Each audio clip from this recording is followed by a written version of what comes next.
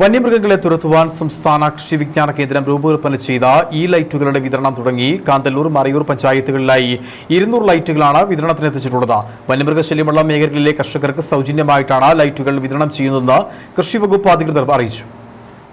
വന്യമൃഗങ്ങളെ തുരത്താൻ കർഷകർക്ക് കൈത്താങ്ങാവുക എന്ന ലക്ഷ്യത്തോടെയാണ് സംസ്ഥാന കൃഷി വിജ്ഞാന കേന്ദ്രം ഈ ലൈറ്റുകൾ രൂപകൽപ്പന ചെയ്തിട്ടുള്ളത്. വന്യജീവി ശല്യം കൂടുതലായുള്ള കാന്തല്ലൂർ, മറയൂർ പഞ്ചായത്തുകളിലായി 200 ലൈറ്റുകളാണ് വിതരണത്തിനെത്തിച്ചിട്ടുള്ളത്.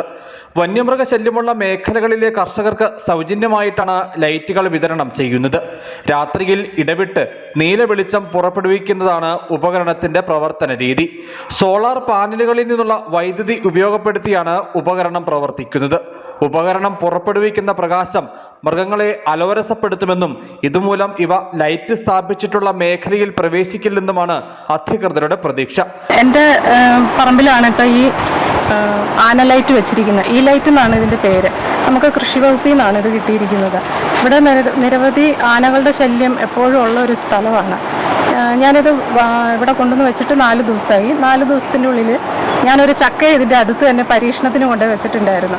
അപ്പം ഇതിൻ്റെ ഈ ബ്ലിം ചെയ്തിട്ടാണ് ഈ ലൈറ്റ് രാത്രിയിൽ കത്തുന്നത്. അപ്പോൾ ഇത് കണ്ട് ആന ഇതിലോട്ട് റിഫ്ലക്റ്റ് ചെയ്യുമ്പോൾ ആനയ്ക്ക് ഇങ്ങോട്ടേക്ക് അടുക്കാൻ പറ്റില്ല എന്നുള്ളൊരു പരീക്ഷണത്തിന് വേണ്ടിയിട്ടാണ് ചക്ക അടുത്തോട്ട് വെച്ചത്.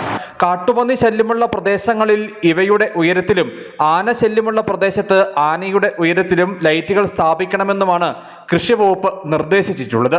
പരീക്ഷണം വിജയിച്ചാൽ ഈ ലൈറ്റ് വന്യമൃഗശല്യമുള്ള മുഴുവൻ മേഖലകളിലും വിതരണം നടത്തുന്നതിനാണ് കൃഷി വകുപ്പ് ലക്ഷ്യമിട്ടിട്ടുള്ളത്. News bureau, Adimali.